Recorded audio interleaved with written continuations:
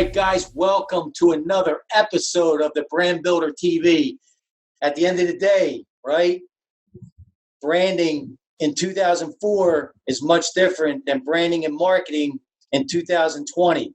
2004, it's what you know and who you know. 2020, it's what you know, it's who you know. But just as important, who knows you? So we have an awesome episode today. I am a huge fan of this guy. We spent a few days recently in North Carolina at a big mastermind event. It was awesome 3 days. Anybody wants any information on that, I can share it with them. But we really got deep, and I learned a lot about what this guy does. So, Jace, take it from there, man. Tell us where you started, where you're at today, and where you see yourself going. Dave, awesome to be on. It was just an absolute pleasure to meet you. You guys have not got to hang out with Dave in person. I highly recommend it. Thank you. So where I started, I got started in marketing when I was like 15.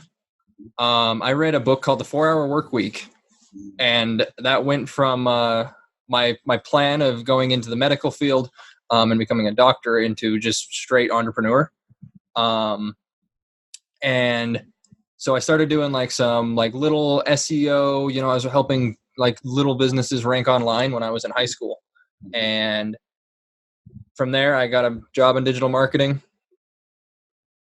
went and learned my craft. And then I've been running my own business for a little bit over 2 years now, handling, clients' ads on my own. I love it. And I know we're going to jump into some of those awesome success stories, man, because that's what really got my attention on what you're doing and the value and the services that you're providing on a lot of different scales. But let's go back a little bit for the audience, and because everyone's always in the entrepreneurial world, in the commission sales-based world, there's constant fear barriers, right? There's constant what I call life's boot camps, and I love to share and take people behind that black curtain, because I'm a big believer that your vulnerability becomes your credibility, right?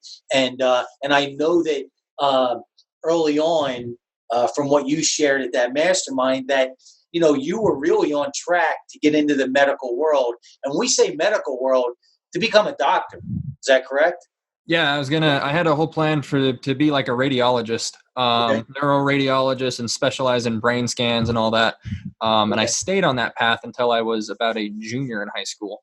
Okay. So even though I kind of had like this little marketing thing going, I was just like it was instead of a job. Okay. And I don't really know the exact thing that made that switch. I think I just really sat down and looked at it one day of, okay, I'm wanting to become a doctor. I'm wanting to go into, specialize in neuroradiology so that I can make a lot of money. And then I went, wait, marketing can make me a lot of money, if not a lot more money. And so I think that's one of the things that made me switch. That was the big plan. Would you also say, and I'm just guessing here, but would you also say a part of that decision and that evolution was not only the money, but the freedom? Oh yeah. Because that was the initial plan, was just to get into marketing and growing a business. And until I read a couple more books on entrepreneurship, and I would start to name them off, but of course it's sharing ideas from a lot of them. I never realized, hey, you can run your own business and be completely self-reliant, set your own hours, and all of that, until I was a little bit older. So yeah, that freedom drive is what really got me, and that's what it hit me really hard when I was about 20, and I'd been working at my digital marketing job out of high school for only a few years. I started to realize, hey, I can get this done instead of 40 hours. I'm being incentivized and being paid to work 40 hours a week. I can get this done in 15 hours, and I can get paid a lot more. Okay. So that's when that freedom, that freedom realization, really hit me. Absolutely. And I love this because it's going in that direction on why I even started this podcast. And really what I do is, helping business owners and commission salespeople explode their personal brand, right, in 2020, so their business brand can follow. And you're definitely in that category as far as the success you've had so far, right? Now it's to a point where, and so many people out there that are listening to this are at that point, are going to be there very shortly, is you have a decision to make, right? Now you have that fork in the road. Do I now scale this, right, and figure out how to enhance my weaknesses so I can triple down on my strengths and then eventually replace myself? Or do you stay in the direction that you're at now and just keep moving towards that freedom world, which there is no wrong answer, right? It's whatever you decide you want to do. But that being said, either way you do that, let me ask you this. In today's world, and you have your finger on the pulse in today's 2020 and further deeper in, how important do you believe your personal brand is in today's world? Just based off of my small experiences with it, it's insane. So like I was always super quiet. I would just kind of keep to myself, never talk about myself. And the second that, not the second, but like almost immediately from when I started working on my brand, even tiny amounts, and I'm not an expert at it by any means, and I'm still working with experts who are helping me. It's been insane. Like I actually got off of a sales call today, and I closed them. Awesome. But it was always felt like I had to at least kind of hard close somebody and convince them why I'm like the right candidate, or why they should work with me. And throughout this entire sales call, just off the little tiny like authority based positioning I've done in the last month or so that I've been working with Jimmy and them. Yeah. It was crazy because like halfway through the call, they said, we really feel like we're selling ourselves here as to why you should take us on as a client. And it got to the point where I said, yeah, I'm just making sure it's a really good fit. And they just continued to just, okay, here's why we're a great company. We're going to give you this and this. And okay, what if we pay you this? And we'll throw in bonuses and incentives where, yeah, they're a big client. Yeah. And that map back to your starting to build your personal brand, because I'm a big believer that when you can build your personal brand, when you can share your vulnerability, when you can share your signature story, you sell without selling. Yeah. I would look at today's call and go, that was not a sales call. That was, am I going to bring you in and are you going to work with me if I say so? Yes, because you're leveraging your personal brand. Yeah, and that authority that comes with it. Yes. When they got on the phone call, and short of saying, we've already chosen you, if you choose us, that's pretty much how the entire call went. And we're going to get deeper into that, because you've created so much amazing success for clients, right, and yourself in the world we live in today, the internet, being able to just explode this and tying in social media platforms, because they're such game changers. Would you say, I'm going to go as far as to say it'd actually be foolish for anybody in business not to focus on their personal brand? Yeah. Take it from somebody who spent way too much time just bragging about results. Okay. And with zero, like, other than just straight numbers and spreadsheets, it felt like, never having a story and never having some personality in my business. It's been insane. Like, that was, I wrote a post about what I would go tell myself if I was, back at 18, 19 years old, day one of really trying to start my own thing, and actually grow it and have that be my main source of income, is go and do that immediately. Go and work on your branding immediately, because you'll eventually get results and you'll get good results. But people want to work with someone who has like a purpose and a story behind them, who can also get them great results. Yeah, because it creates a connection, which now creates trust, right? And when you can create that, now you have something long term, right? It's kind of like when somebody wants to get into shape, instead of using the diet direction, you use a lifestyle direction, right? Lifestyle is going to be long term, diet is going to be short term, and that's the same thing. Now, let's do this, because I know a lot of people are going to be saying, well, that's great, but what actually does he do? What does he provide, right? Let's get into that, man, because I know it for the 3 days that we spent together. So I'm excited, man, for you to share this, what you do and the value you bring. Yeah, so I work with companies who have a unique life-changing product, whether that's a huge life change or even a small one. I help them grow and scale their business with paid traffic, mainly Facebook ads, a little bit of Google ads, some Pinterest and YouTube and all that fun stuff. But I'm always looking for companies that are able to say, hey, we are making an impact in someone's lives. It could be you help them stay more organized, and so they're more productive, and that has compounding effects.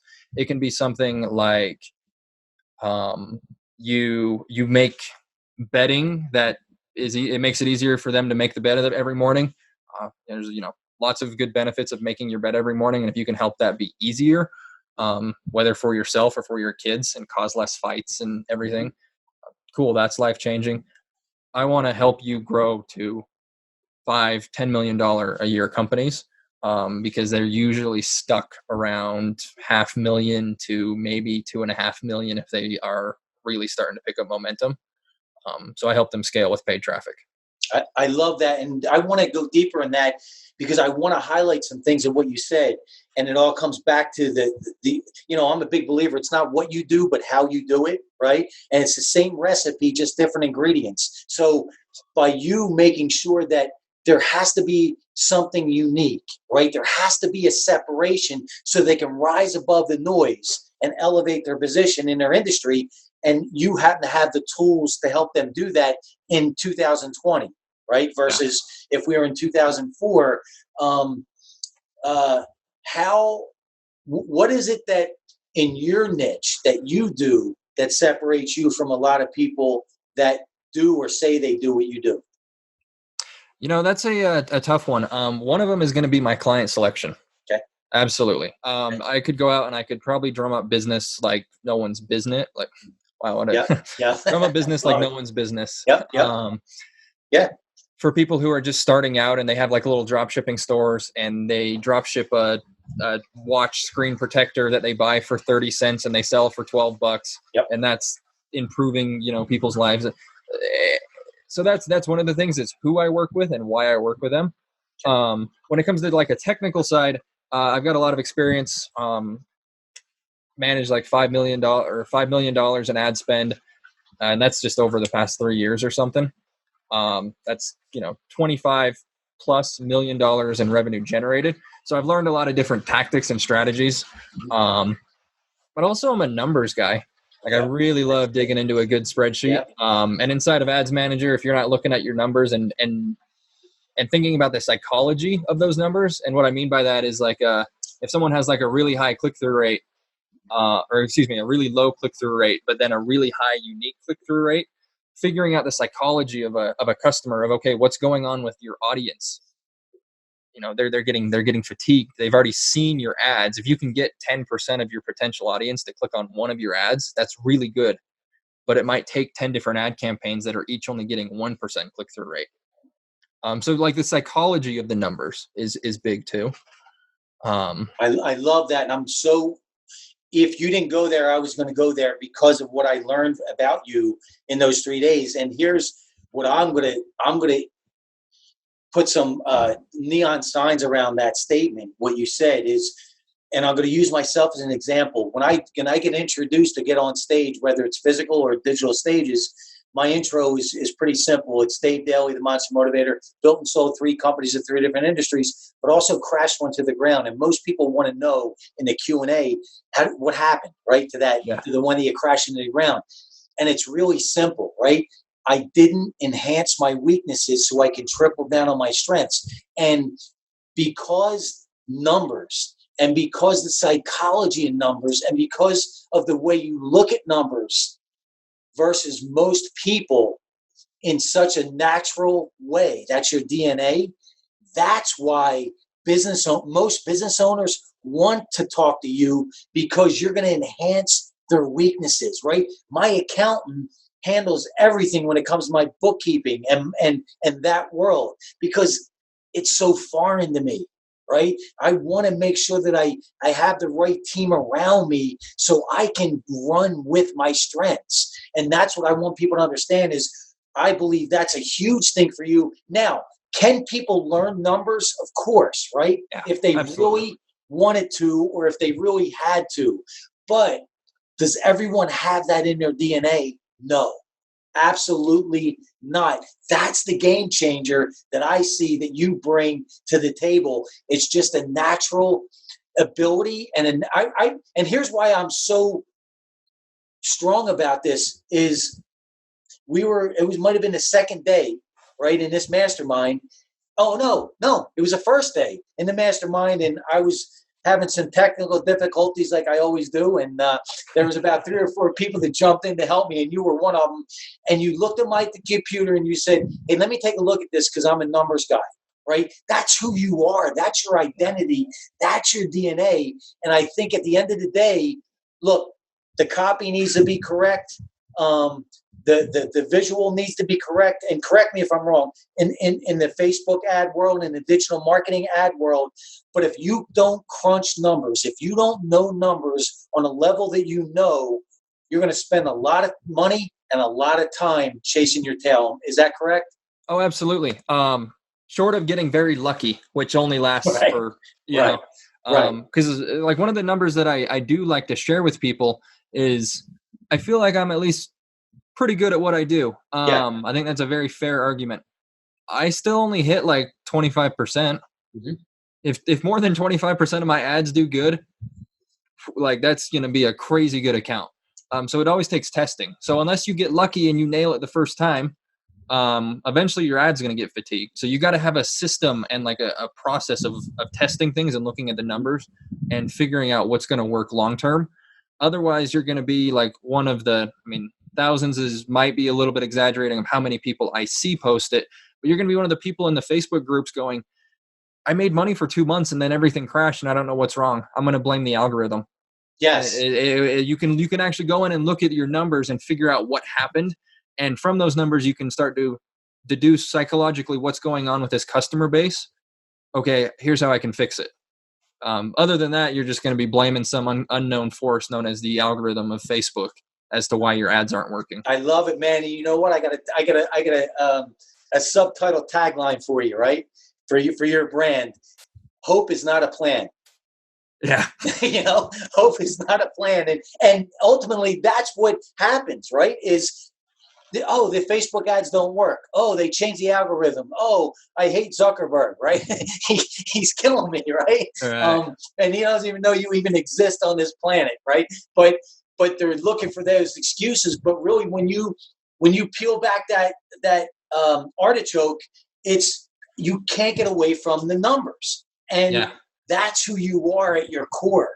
So that's what I want people to know, and I want you to share some success stories, real numbers, right? Real success stories that you have been a part of and made happen. Because I want people to, you walk the walk. Yeah. I do want to share one thing quick. Yeah. Back to that algorithm thing. I see these complaints, right, of people going, algorithm, whatever. Yesterday I had 15 sales and I've spent twice the amount and now I've only had 4. And people just don't ever stop and think about, okay, what happened? Facebook isn't just rewarding you money for running a good ad that's well optimized for the algorithm. There's an actual human being that is on Facebook not caring about who your business is at all. They have no idea who you are. They don't like, unless you're doing retargeting ads, but I'm getting technical. You're a number. You're just a number, right? They're not. Yeah, it's they are scrolling through pictures of puppies and their family, and your ad interrupts them. Yeah. And a certain percent of them are going to stop, click, and then buy. And you're saying that's an algorithm update? Granted, there's people that Facebook will show your ad to more qualified people and whatever you're trying to optimize for, but they forget that there's actual human beings interacting with their business and giving them money in exchange for something. And I see a lot of people just blaming it on, like, I don't know what's going on with Facebook today. They didn't give me my $300 in sales like I usually get. It's like, it blows my mind that people are blaming that when it's human psychology. So like one of my clients will ask me, Hey, sales were down yesterday. What do you think that was?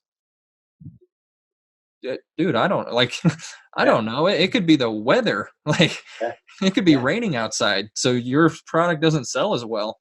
Or I don't know, did people get paid on Friday and so that's why they're buying your stuff on Sunday versus there's like human psychology and customer psychology is insane. It is, and every industry is different and every demographic's different. Um and so without even trying to understand that, even like on a small level, it's going to be so hard to try and do anything in business long term. I love that because now you're bringing that a lot of people that have your skill set don't bring in, right? Is that human part of it, right? That human understanding of it, like you said, psychology. And then on the flip side, let's go back to your strengths, right? Is your numbers, your ability to read numbers. And why that's so important is I'm the owner and I could say, man, we did 1,500 in sales yesterday, dude. Today, we're at 200, right? And it doesn't look like we're climbing anymore. But you're able to help me step back as the business owner and say, well, wait a minute. Let's look at this in a month. Let's look at this in 3 months because I'm going to have real data for you, right? Right. Then we can really make real educated decisions. Is that, would you say that's pretty accurate? Yeah. Yeah, Okay. absolutely. Yeah. And then going back to, I know you wanted me to talk about success stories and case Yeah. studies and such. Let me think. What would be okay? So I recently got a success story done with Facebook. I'm really happy about it. Okay. It was Facebook reached out to me through one of the reps and said, "Hey, we noticed this like campaign that you've done, and it's doing really well. We want to do a success story on it." So I met with my client and said, "Hey, Facebook wants to Oh, pretty much wow. show off what we did." So that was really cool because we got I think we got a 17.8 times return on ad spend for some of our holiday sales, integrating messenger marketing and Facebook ads to drive people into a bot that would give them a coupon code. Wow. And then they'd go through from that message and click to shop and buy. Wow. So that was great. I've managed. I have one account that's spent about 1.5 million, just on that one account. Driving leads for webinars, driven 500,000 plus leads there, and I know that they've done probably a five times to 6 times multiple with me. So that's millions of dollars. Yeah, I know the one, and you might be including this, but I know the one for real basic numbers, man, for people is you had a client that was doing about $500,000 a year, right? And you help, and I think in the 2 or 3 year process, you scaled them to just going to use round numbers, between $5 and $10 million in gross revenue. Yeah. $5 million, like just if we maintain, but at the rate we've been scaling, we are very well planning on doing 10 And to million in get to that 2020. 5 million, is it 2 to 3 year process? Yeah, I've been working with them 2 to 3 Yep. years. Yeah, I mean they're just basic, real hard numbers that people Yes. really. Sorry for throwing out percentages and ROAS No, and yeah. but that just can, right. That just reaffirms that this is your world. This is your DNA. Like this is who you are. And I'm going to go back a little bit and give you some more props. And you need to own this, having the courage, right, to move in a different direction at such a young age and not listen to the noise, right, of all the naysayers, right, whether they're in your inner circle or not. That takes a lot of courage and a strong self-image to move forward and be able to do that and catch a lot of heat, because I know you did catch a lot of heat. That's huge, man. Yeah. People were not a fan that I dropped out of college. Right. I'll just leave it at that. Yeah, So. but that's okay. But you did, right? Yeah. So eventually, that's going to be your that is your signature story, man. That's who you are, because so many people either are watching this and at that point, or trying to figure out how you actually did that, how you broke through those fear barriers. And as you know, you have my book. It's Fearless is Bullshit, and you have to figure out how to step up to that bully and get your lunch money back. And you did, man, and you're doing it now. So that's huge kudos, man. And I can't say I'm a huge fan, dude. I love what you're doing. I love what you're about. And at the end of the day, your intention is pure.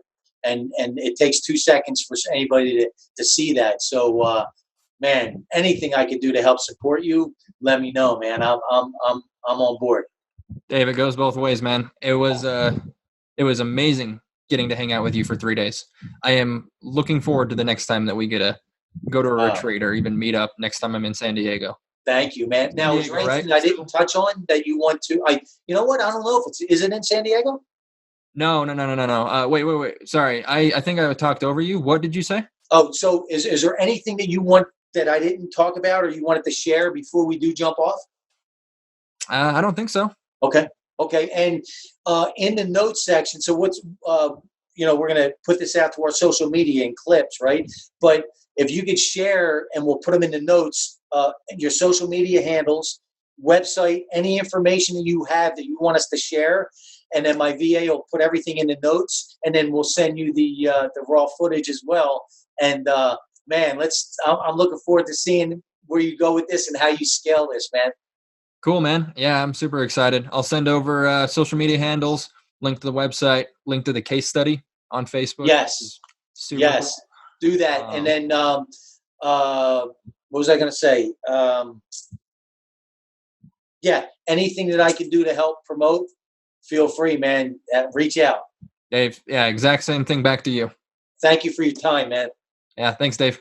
Guys, thanks so much. Thanks for listening. And do yourself a favor, share this if you got value from it, because this guy is the real deal, man. He walks the walk and brings a ton of value. So again, thanks, man.